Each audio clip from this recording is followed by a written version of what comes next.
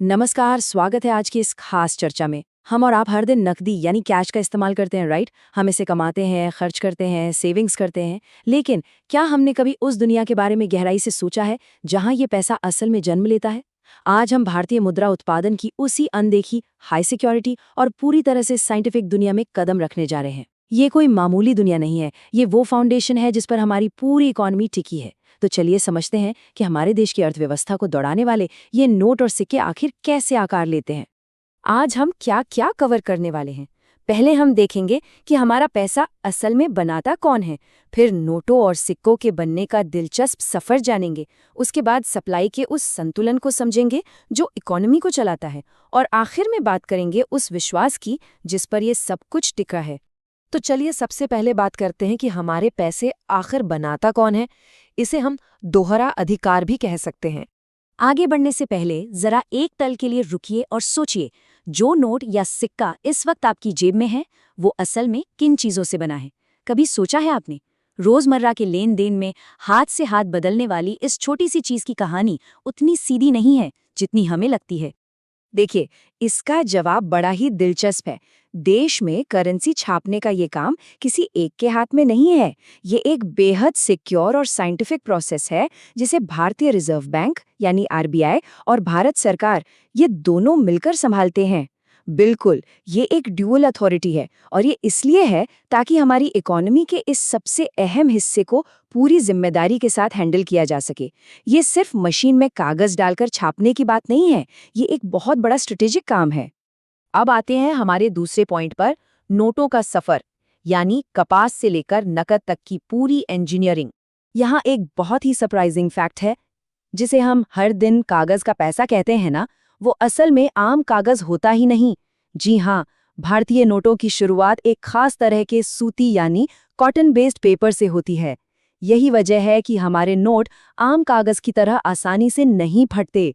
ये कॉटन ही है जो इन नोटों को इतना मजबूत और टिकाऊ बनाता है कि ये सालों साल हजारों हाथों से गुजरने के बाद भी बिल्कुल सेफ रहते हैं। अब इस कॉटन के कागज को सिर्फ मजबूत ही नहीं बल्कि सुपर सिक्योर भी बनाया जाता है। जालसाजों और नकली नोट बनाने वालों को मात देने के लिए इनमें कई कमाल के फीचर्स डाले जाते हैं, जैसे कि वो वाटरमार्क जिसे आप रोशनी में देखते हैं, वो बारीक सी सिक्योरिटी थ्रेड, इनविजिबल इंक और कुछ ऐसे खास सिंबल्स जो नकली नोट बनाना लिटरली नामुमकिन कर देते हैं। अब आप सोच रहे होंगे कि ये सब होता कहाँ है, तो बता दूं कि देश में हर जगह ये काम नहीं होता।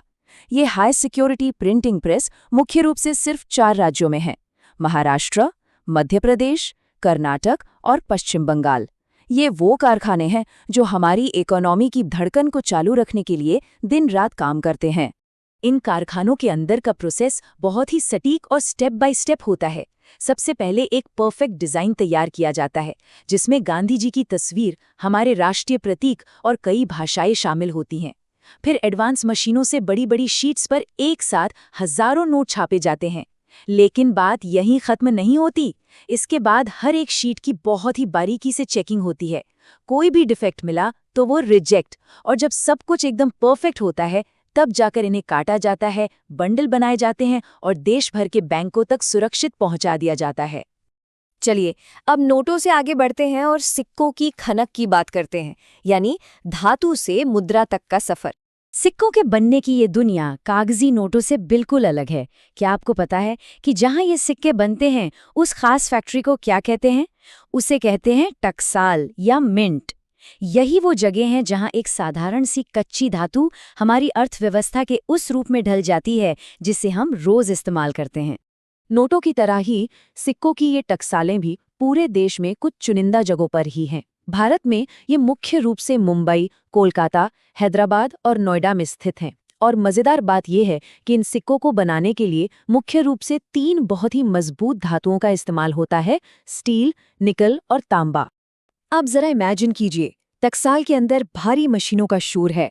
सबसे पहले धातु की बड़ी बड़ी चादरें या शीट्स तैयार की जाती हैं। फिर भारी मशीनों से उनमें से गोल आकार के ब्लैंक्स काटे जाते हैं। इसके बाद आती है स्टैंपिंग मशीन, जो पूरी ताकत से उन गोल टुकड़ों पर डिजाइन, नंबर और वो सारे चिन्ह उकेर देती है। और बस कड़ी चेकिंग के बाद ये सिक्के मार्केट में आने के लिए बिल्कुल तैयार हो जाते हैं। एक कच्ची धातु से शुरू होकर हमारी जेब तक पहुंचने का ये सफर वाकई कमाल का है। तो ये तो हुई छपाई की बात, लेकिन अब आते हैं एक बहुत ही क्रूशियल पॉइंट पर, जिसे हम कहते हैं संतुलन का खेल। अब यहाँ एक बहुत ही ऑब्वियस सा सवाल आता है, अगर देश को और पैसों की जरूरत है तो आरबीआई बस मशीनें चलाकर अनगिनत नोट क्यों नहीं छापता रहता? ऐसा नहीं हो सकता। ये एक बहुत ही नाजुक सा इकोनॉमिक सीसॉ या झूला है जिसे बहुत सावधानी से बैलेंस करना होता है। अगर बाजार में बहुत ज्यादा पैसा आ गया तो इससे महंगाई आसमान छूने लगेगी, क्योंकि ज्यादा पैसा कम सामान के पीछे भाग रहा होगा। और दूसरी तरफ अगर पैसा कम हो गया तो बिजनेस धीमा पड़ जाएगा और पूरी इकोनॉमी को नुकसान होगा।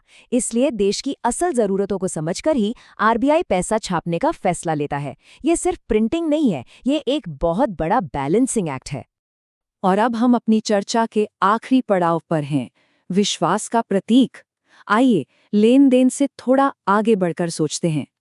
सच कहूं तो हमारी इस पूरी चर्चा का जो कोर मैसेज है वो इस एक बात में छिपा है। ये नोट और सिक्के जो हम और आप रोज इस्तेमाल करते हैं, ये सिर्फ कोई लेन देन का टूल नहीं है। ये असल में एक राष्ट्र की आर्थिक ताकत और उस अटूट विश्वास के प्रतीक हैं जो देश के लोग अपनी अर्थव्यवस्था में रखते हैं। जरा सोचिए, कागज के एक टुकड़े या धातु की अपनी क्या ही वैल्यू है। ये वो विश्वास है जो उसे वैल्यूएबल बनाता है।